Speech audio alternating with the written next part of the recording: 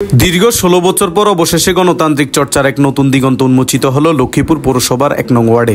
বিগত এক যুগেরও বেশি সময় ধরে প্যাসিড সরকারের আমলে ভোটহীন পর্ব পার করে আসা এই ওয়ার্ডে আজ ১৭ মে অনুষ্ঠিত হলো বিএনপির আয়োজিত এক উৎসব মুখরিত নির্বাচন। সকাল থেকেই ভোট কেন্দ্রগুলোতে ভোটারদের দীর্ঘ লাইন চোখে পড়ে। নারী পুরুষ নির্বিশেষে সকলেই স্বতঃস্ফূর্তভাবে অংশগ্রহণ করেন এই নির্বাচনে। স্থানীয় বাসিন্দাদের মতে দীর্ঘদিন পর তারা ভোটাধিকার প্রয়োগ করতে পেরে এক ধরনের স্বস্তি ও আনন্দ উপভোগ করেন।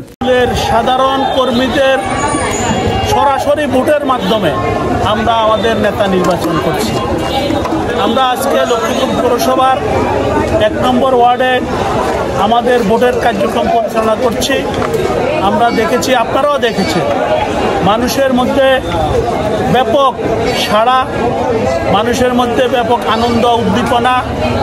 মানুষ আমাদের এই ভোটের মাধ্যমে বিগত শতাব্দী পর্যায়ে বিএনপির তৃণমূলকে সংগঠিত করার জন্য যে নির্দেশনা দিচ্ছে, সে নির্দেশনা ধারাবাহিকতা লক্ষ্মীপুর পৌর বিএনপি আজকে ১ নম্বর ওয়ার্ড বিএনপির আজকের এই কাউন্সিল আপনারা দেখছেন যে মানুষ হিসেবে আমরাও নিজেরও আনন্দিত। তো আজকের এই ভোটকে এবং সুন্দর সুষ্ঠুভাবে হচ্ছে এবং এই ১ নম্বর ওয়ার্ডের সকল ভোটাররা এবং মহিলা ভোটার আছে, পুরুষ ভোটার আছে, আপনার বয়স্ক ভোটাররা আছে, সবাই কিন্তু আনন্দের সহিত ভোট দিচ্ছে। বছর ফ্যাসিবাদী কায়দায় শেখ হাসিনা বাংলাদেশের মানুষের অধিকার হরণ করেছে। আজকে দীর্ঘ ১৭ বছর পর বাংলাদেশের মানুষ একটি ভোটের মাধ্যমে তাদের নেতা নির্বাচিত করতে পারতেছে। তার জন্য সবাই আজকে আনন্দের সহিত আজকে ভোট কেন্দ্রে আসে সবাই ভোট দিতেছে। জি ১ নম্বর ওয়ার্ড বিএনপি তো ইনশাল্লাহ ১৭ বছর পরে বিএনপি অঙ্গ সংগঠন সহ ১৭ বছর পরে বিজয় শহীদ নির্বাচন করতেছে।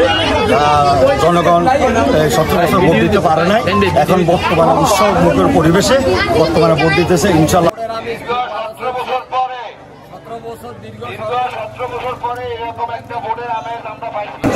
ভোটের পরিবেশটা খুব আনন্দময়।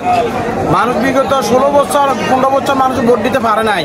আমাদের দলের এই কাউন্সিল, সাধারণ এই কাউন্সিল কিন্তু উৎসুক জনতা যে আনন্দ উপভোগ করতেছে এটা দেখার মতো না। এই বিগত পৌরসভা নির্বাচনে এত আনন্দ ছিল না, জাতীয় নির্বাচনে এত আনন্দ ছিল না। আর আমাদের দলীয় কাউন্সিলে এত আনন্দিত মানুষ, এত উৎসব মুখর ভাবে ইনশাল্লাহ।